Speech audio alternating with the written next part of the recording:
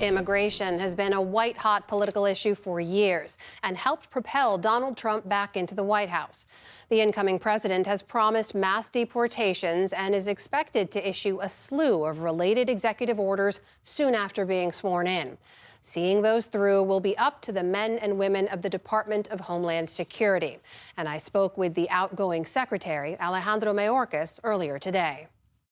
Mr. Secretary, welcome back to the NewsHour. Thanks for being here. Thanks for having me, Amna. I need to start with the news out of Los Angeles, which we should point out is your hometown area, and these fires continue to rage. They're very dangerous. High winds also predicted through tomorrow.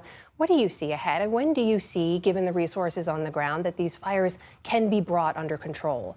So, Amna, it is indeed devastating. It is my hometown. I know many people who have lost their homes. It's quite tragic.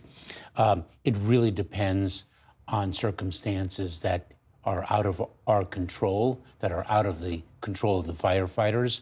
You mentioned that we have to see where we are tomorrow because the area is expecting very high winds today and tomorrow. So the weather is a great uncertainty, but there are incredibly heroic firefighters and first responders who are doing everything they can to save as many homes as possible. And of course, the top priority, to save lives.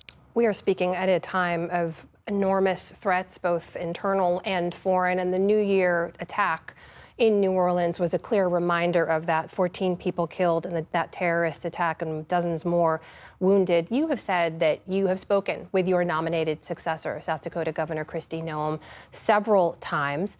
Give us a sense of what kind of questions she's asking about the nature of these threats, about how serious these threats are, both foreign-inspired and domestic violent extremist threats, and what's your message been to her on this?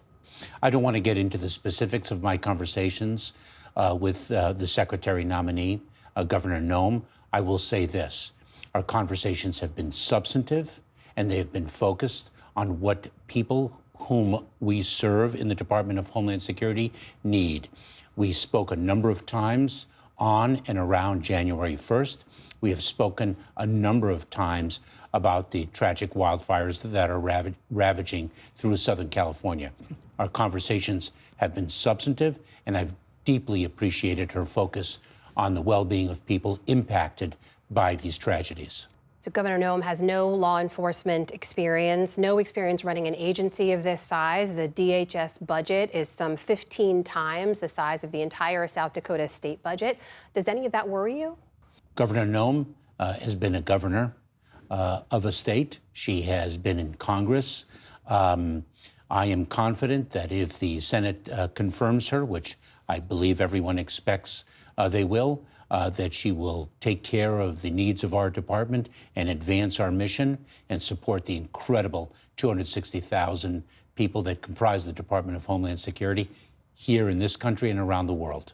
You have faced a lot of criticism about immigration enforcement in particular from Republicans during your time at DHS, and we were seeing record high border numbers under President Biden. There was absolutely a bipartisan deal that would have addressed a lot of that Republicans spiked under pressure from President Trump.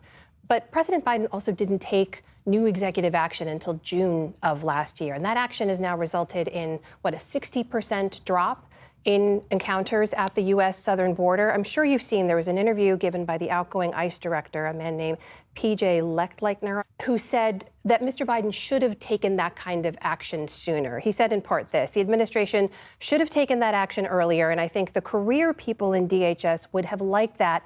All of us in DHS, quite frankly, I don't know if anybody in DHS wouldn't have wanted that earlier. Is he wrong? Let me say where we are now, and let me answer your question. First, where we are now. We are delivering to the incoming administration the most secure border in years. The monthly average number of encounters now is lower than they were in 2019.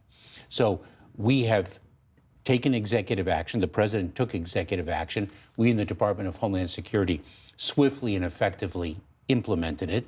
Let's take a step back and remember where we were. We entered this administration in the midst of the COVID-19 pandemic. At that time, Title 42 the Public Health Authority was in place. The Public Health Authority was no longer needed as a matter of the state of public health in May of 2023, and it was lifted. Everyone expected calamity to follow. 18,000, 20,000 encounters a day. Those never materialized. We then went to Congress after the lifting of Title 42 and sought the much needed resources. We sought funding for more Border Patrol agents, more ICE officers, more asylum officers, more immigration judges. We were denied. We then returned to Congress with a second request, the need being so compelling. We were again denied, and we moved into the bipartisan Senate negotiations that actually produced a transformative piece of legislation, the first in almost 30 years, only to see it politically torpedoed. And in light of that, the president quickly took executive action, which is now being litigated in the courts. The enduring solution is legislation. Mr. Secretary, your critics, though, will point out if this was a priority for the administration, the president could have taken that executive action even earlier, being able to say, if Congress won't act, then I will. What do you say to that? And then it would be litigated earlier, and the outcome is still uncertain. The president on day one presented to Congress legislative reform. We have advocated for and supported legislative reform every day since. That is the solution to a broken immigration system. We know President-elect Trump has pledged to carry out mass deportations, this idea of using the U.S. military on U.S. soil to help with detention efforts and deportation efforts. What could that look like? And is that a good idea in your view? I think it's very difficult to speculate what it could look like. We hear different things being said about what their intentions are. You don't believe they'll actually carry out mass deportations on the scale promised? That is not what I said. We are hearing different things, and different things bring different consequences. We have to see what will materialize. In the meantime, the rhetoric has instilled a great deal of fear in communities, including amongst those who've been in this country for decades and who have been contributing mightily to the prosperity of our country. You're days away from stepping away from this post. What is this moment like for you in terms of the landscape that you're handing off to the next team? We are handing off a department that is stronger, more efficient, more effective, more cohesive than ever before. It is handling a wider variety of challenges than has ever been the case, whether it be the threat of domestic violent extremism, the persistent threat of foreign terrorism, the threat of extreme weather events that have increased in frequency and gravity, whether it is the attacks of adverse nation states. It's a remarkable landscape of challenges with a remarkable group of 260,000 men and women who meet those challenges every day. What's this moment like personally for you as you step away? It's a moment of tremendous pride in the people whom I have worked alongside and supported for 4 years. The outgoing Secretary of Homeland Security, Alejandro Mayorkas. Mr. Secretary, thank you for your time. Appreciate it. Thank you, Anna.